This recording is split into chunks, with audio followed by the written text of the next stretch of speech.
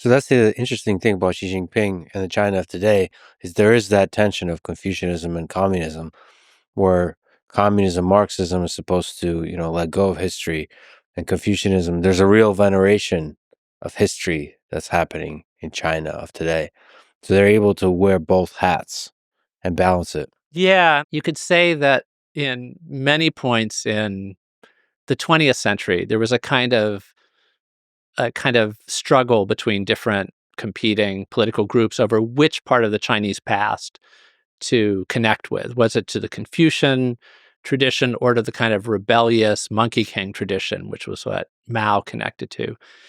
Xi Jinping, and before him to some extent, Hu Jintao, we saw this a little bit at the Olympics. There was more this kind of mix it all together view. Anything that suggested greatness in the past could be something that could be fused together.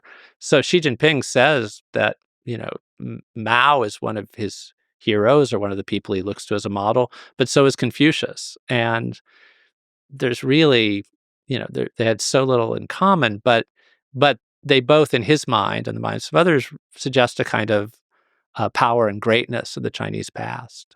Yeah, so this Platonic notion of greatness, and that you could say connects, that's a thread that connects for Xi Jinping the great history, multi-thousand year history of China.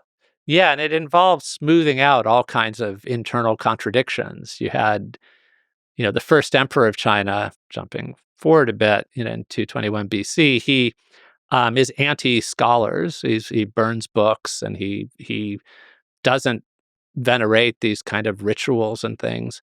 Um, so he's very much against the things that Confucius stood for. And Mao, in a sense of having to choose between Confucius and the first emperor, he said, well, maybe the first emperor had the right idea.